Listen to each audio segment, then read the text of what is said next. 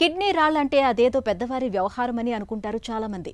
అయితే పెద్దల్లో మాదిరే పిల్లల్లోనూ కిడ్నీలో రాళ్లు కనిపించే అవకాశం ఉంటుందంటారు డాక్టర్లు.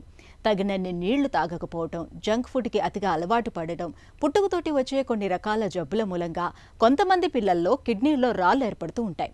వీటిని సకాలంలో గుర్తించి తొలగించకపోతే మొత్తంగా కిడ్నీల పనితీరే దెబ్బతినే ప్రమాదం ఉంటుందని గుర్తుంచుకోవాలి. పసి కిడ్నీల్లో రాళ్లు ఏర్పడటానికి వెనుక కారణాలు, వాటికి పరిష్కార మార్గాల గురించి ఇప్పుడు తెలుసుకుందాం. పెద్దవాళ్ళకు పిల్లలకు డిఫరెన్స్ ఏంటంటే, పెద్దవాళ్ళకి ఏ కారణం లేకుండా కూడా వాళ్ళ ఫుడ్ హ్యాబిట్స్ తోటే రాళ్ళు ఫామ్ అయ్యి ఉండొచ్చు.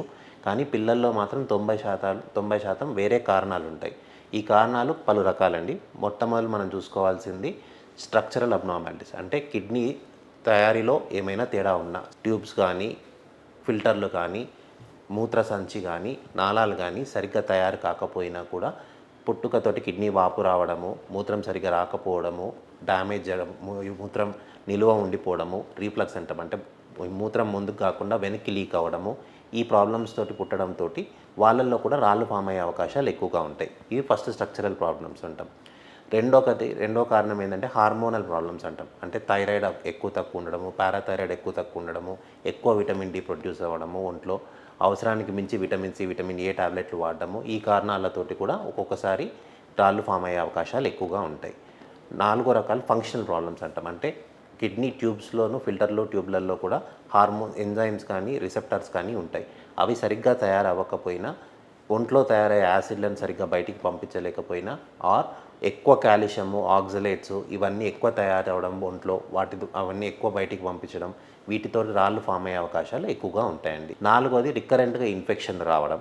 మూత్రనాళాల్లో ఇబ్బందులు ఉన్న పిల్లల్లో, మూత్రం సంచి సరిగ్గా తయారు కాని పిల్లల్లో, మూత్రం ఎక్కువగా నిల్వ ఉండే వీళ్ళల్లో ఎక్కువగా ఇన్ఫెక్షన్లు వచ్చే అవకాశాలు ఎక్కువగా ఉంటాయి. చిన్నపిల్లల్లో మగవాళ్ళలో మోర్ కామన్ రాదర్ దెన్ ఆడపిల్లల కంటే. వీళ్ళల్లో ఎక్కువగా రాళ్ళు ఫామ్ అయ్యే టెండెన్సీ ఉంటుంది. 5వ ముఖ్య కారణం మన ఫుడ్ హ్యాబిట్స్ అండి. ఈ మధ్యకాలంలో పిల్లల్లో ఫుడ్ హ్యాబిట్స్లో చాలా చేంజెస్ వచ్చాయి. ఎక్కువగా బయట ఫుడ్, ఎక్కువ బర్గర్స్, ఇవన్నీ కూల్ డ్రింక్స్ కానీ, బర్గర్స్ కానీ, out side high salt food తినడం వల్ల కానీ వాళ్ళల్లో కూడా రాళ్ళు ఫామ్ ఎక్కువ యూరిక్ యాసిడ్ పెరగడము, ఇవన్నిటితోటి వాళ్ళల్లో కూడా రాళ్ళు ఫామ్ అయ్యే టెండెన్సీ ఎక్కువగా చూస్తున్నాం ఈ రోజుల్లో. మోస్ట్ ఆఫ్ ది టైమ్స్ వాళ్ళకి ఏ సిమ్టమ్స్ ఉండకపోవచ్చు.